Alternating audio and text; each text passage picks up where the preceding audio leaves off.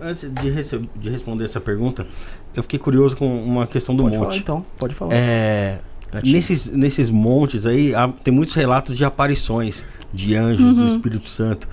Alguma dessas aparições pode ser um outro tipo de manifestação e o pessoal está achando que é... Pode ser. Eu não digo que não existam manifestações, vamos dizer, mediúnicas na egrégora cristã. Né? Tem. Mas eu me lembro claramente que eu sempre via muito, eram os demônios mesmo. Por exemplo, eu tinha que ir orar por alguém. Então eu via claramente quem estava com a pessoa, como até hoje eu vejo quem está com a pessoa. O que eu tenho que tirar, ou quem eu tenho que puxar para perto, para proteção, coisas assim. Então eu, pelo menos, a minha visão, talvez a minha mediunidade naquele momento, era mais aberta para ver o que estava de errado, né? Para poder expulsar, digamos assim, né? Mas eu não me lembro de coisas assim, vamos dizer, anjos e coisas e tal que eu tenha visto.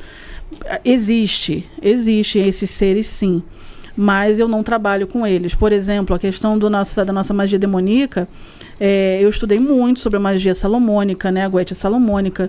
É claro que é uma base, para quem quer lidar com magia demoníaca, é uma base que tem que ser lida mesmo, estudada. Mas não quer dizer que aquilo ali você tem que ser engessado naquilo ali. Até porque todo mago tem a sua própria mão, sua magia. E hoje em dia a gente trabalha com a nossa goetia. Então, é a nossa metodologia de lidar com evocações. E que funciona muito bem, tanto que existem uns portais demoníacos trabalhando. Né? Tem o de saúde, tem o de Pai Mão Bezebu para Vingança, tem o de Bune Cerebelial, que assim, antes era só de Bune.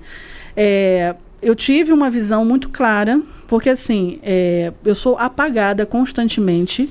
Eu posso estar conversando lá em casa e tal, daqui a pouco me apagam. É natural, tipo um almoço em família. É normal. Tanto que a nossa funcionária, a Cris, deve estar nos vendo.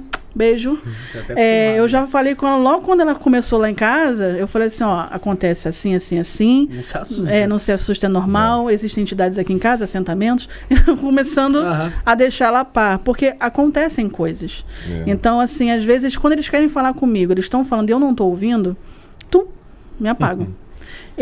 Muitas vezes acontece dentro do carro. Isso é comum. Direto. A gente anda muito junto nós dois. Eu não consigo falar pra você assim, o que eu vi no caminho vindo pra São Paulo. Apago, aí volto onde eu tô. Apago, volto onde eu tô. O tempo inteiro. Nesse meu tempo acontece o quê? E eu vou pra outros mundos aí que eu nem sei. Aí eles vêm conversar comigo. Mas isso acontece que eu achava que eram sonhos desde a época de eu pequena. Eu conversava, por exemplo, Mariazinha da Praia. Eu conversava com a menininha, que eu pensava, né, no caso dela não era projeção. Eu achava, olha a cabeça da criança, eu achava que Mariazinha, minha mãe tinha adotado ela, ou estava cuidando dela temporariamente para a mãe de alguém trabalhar. Mas a mãe dela trabalhar. Ela ali o tempo todo. E era criança mesmo comigo brincando. Então eu chegava da escola correndo, procurando ela dentro de casa, porque eu queria brincar de Barbie com ela. E ela brincava comigo, só que ela tirava as cabeças da minha boneca. E aí minha mãe pensava que era eu. Aí ela falava pra eu cortar o cabelo pra ficar igual dela. Aí eu cortava o cabelo das bonecas. Todas as minhas Barbies tinham cabelo aqui. Porque era igual dela. E aí minha mãe brigava comigo, eu não queria mais comprar. Eu tive toda a coleção da Barbie, mas todas elas com cabelo Chanel, cortado. Mais ou menos aqui. Porque o cabelo de Mariazinha, ele é todo cacheadinho dourado aqui. Então, muitas coisas aconteciam na minha infância. E no início, assim, eu lá para os meus 8, 9, 10 anos, que eu via, entravam crianças lá em casa, batia, eu abria a porta, vim brincar com você, não sei o quê. No caso de Mariazinha, era tão intenso o negócio, e minha mãe sabia quem ela era.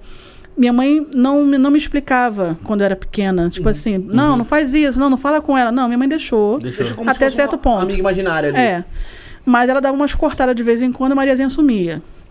Quando tava demais. Sim. Por exemplo, mãe, eu tenho que dar almoço pra ela também. Aí sua mãe, já trocava. Aí chegou um dia que mas eu chorei tanto que ela ia ficar com fome. Não sei o que, minha mãe teve que dar um mesmo pratinho meu dela pra ela.